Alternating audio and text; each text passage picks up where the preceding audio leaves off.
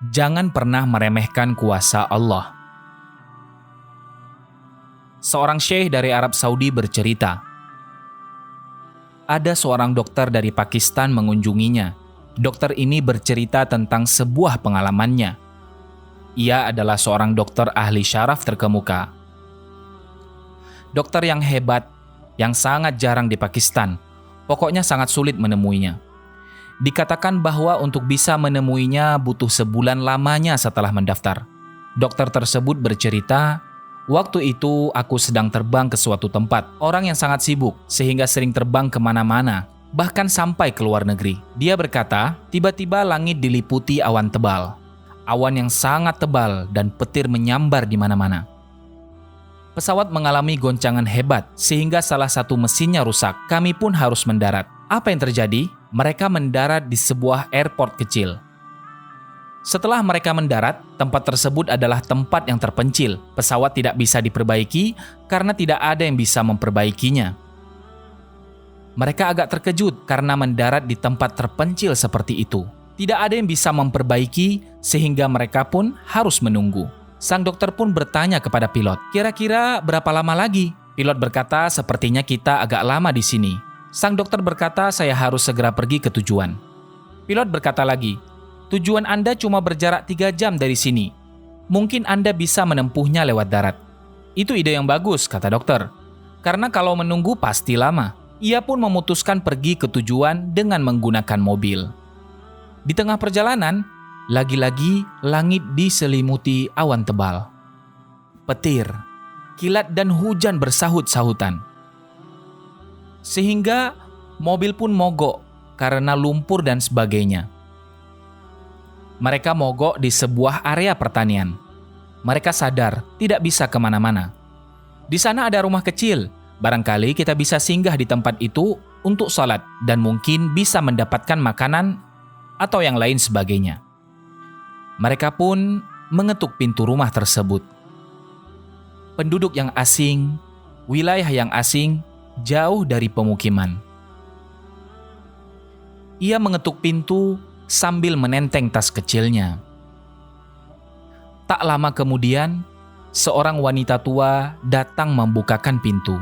Mereka berkata kepada wanita tua tersebut, "Kami mengalami musibah begini dan begitu. Kami membutuhkan tempat untuk sholat dan sebagainya." Ia berkata, "Tidak apa-apa, silakan masuk." Wanita tua ini punya mushola kecil lengkap dengan sajadahnya. Di sebelahnya ada seorang anak kecil yang berbaring. Sesekali wanita tua tersebut memeriksa si anak, kemudian duduk di mushola dan berdoa. Orang-orang pun melaksanakan sholat. Ketika mereka ingin beranjak, sang dokter berbicara kepada wanita tua. "Terima kasih banyak, jazakillahu khairan. Apa yang terjadi pada anak ini?" Wanita itu berkata, "Anak ini seorang yatim. Ia terkena sakit keras. Aku sudah keliling membawanya ke beberapa dokter.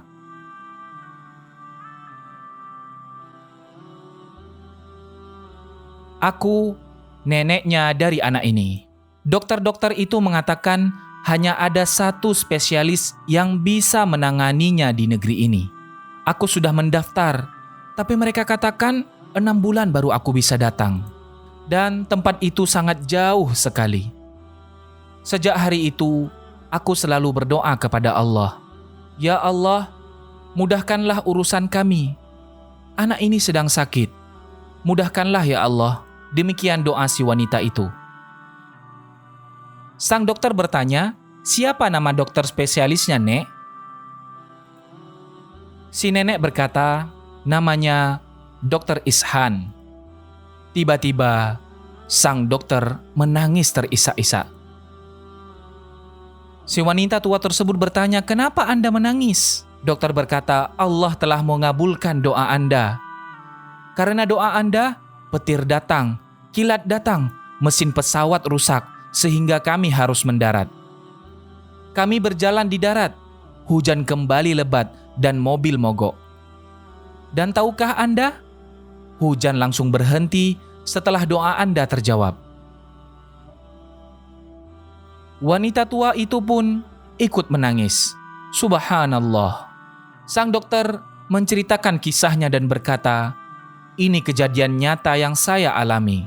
Aku mempelajari bahwa tentara Allah sungguh tidak terbatas. Allah menggunakan cara apapun yang Dia kehendaki untuk melakukan kehendaknya." Sebuah kejadian yang tidak pernah terbayangkan. Seorang dokter hebat yang mustahil menemuinya tanpa sebuah perjanjian yang besar. Dokter yang telah diarahkan untuk datang ke sebuah rumah untuk melaksanakan sholat di tempat itu. Dan ia mesti menangani seorang anak di tempat itu. Menakjubkan, peristiwa yang meneteskan air mata. Alasan aku menceritakannya kepada kalian, kita semua membutuhkan pertolongan Allah Subhanahu wa Ta'ala. Maka teruslah berdoa, harus yakin dengan sungguh-sungguh, punya harapan yang kuat. Jika bersungguh-sungguh, maka Allah akan mengabulkannya seketika. Dengan kasih sayang dan kekuasaan Allah Subhanahu wa Ta'ala, doamu akan dikabulkannya.